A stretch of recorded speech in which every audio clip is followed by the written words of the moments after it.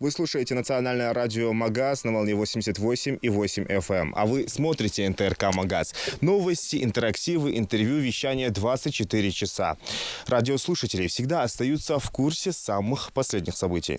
Только качественный контент, авторские программы, рубрики, развлекательные эфиры, музыка. Национальное радио полностью меняет формат. В день выходит сразу 3 интерактива – утренний, дневной и вечерний. С 8 часов у микрофона желают хорошего дня Ахмед Хашагульгов и Фатима Таршоева.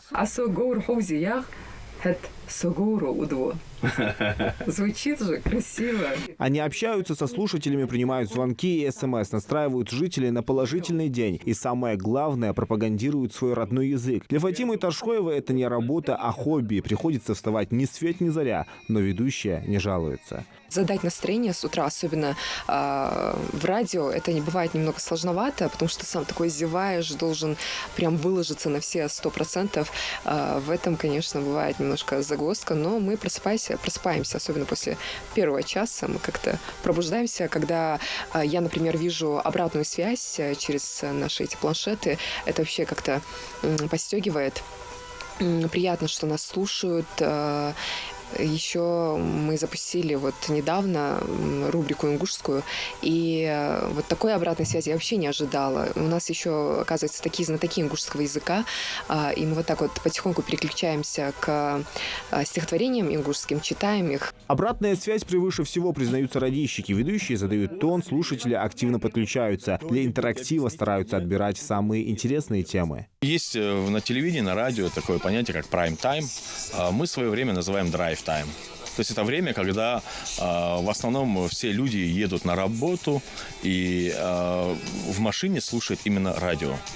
Смотреть телевидение, естественно, у них нет возможности, а вот слушать радио, послушать хорошие музыкальные композиции помогает людям настроиться на новый рабочий день. Национальное радио вещает на волне 88,8 FM в Джайрасском районе на 104,2. Свое родное радио теперь можно слушать из любой точки страны. С недавних пор оно появилось на популярных платформах. Очень много проектов, которые сейчас мы уже внедряем, которые еще планируются, особенно после Нового года.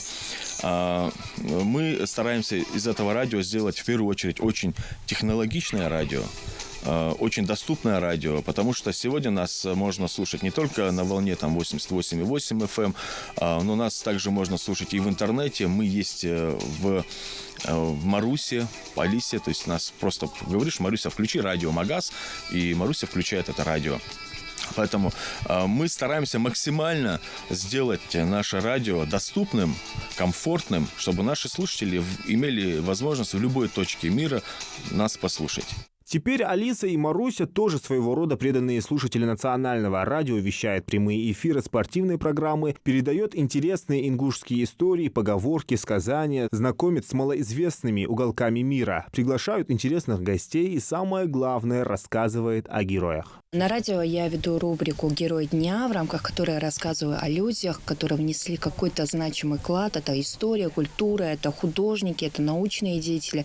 Вот если раньше у меня был целый цикл про ветеранов Великой Отечественной войны, офицерах царской армии, то сегодня я беру именно современных людей. Команда радищиков никогда не теряет времени зря. Работа становится с каждым днем все больше, но они ее не боятся. И небольшой спойлер: в скором времени жители Ингушетии ожидают приятные новости, связанные с национальным радио, которое точно не оставит никого равнодушным. Но пока редакторы не рассказывают всего задуманного. Селимхан Калоев, Султан Магушков, Новости 24.